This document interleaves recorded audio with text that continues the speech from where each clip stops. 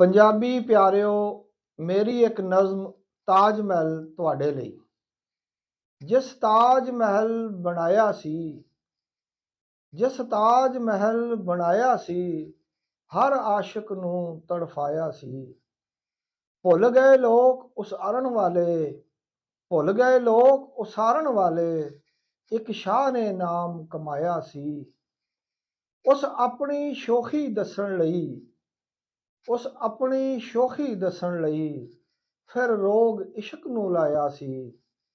ਇੱਥੇ ਕਈ ਸੱਸੀਆਂ ਹੀਰਾਂ ਨੂੰ, ਇੱਥੇ ਕਈ ਸੱਸੀਆਂ ਹੀਰਾਂ ਨੂੰ ਉਸ ਸ਼ਾਹ ਦੀ ਹਵਸ ਨਚਾਇਆ ਸੀ।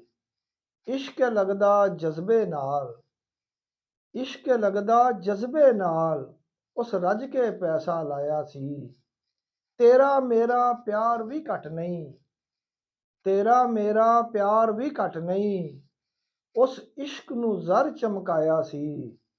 ਸੱਚੇ ਆਸ਼ਿਕ ਆਪੇ ਮਰਦੇ, ਸੱਚੇ ਆਸ਼ਿਕ ਆਪੇ ਮਰਦੇ, ਉਸ ਮਰੀ ਦਾ ਮਲ ਬਣਾਇਆ ਸੀ।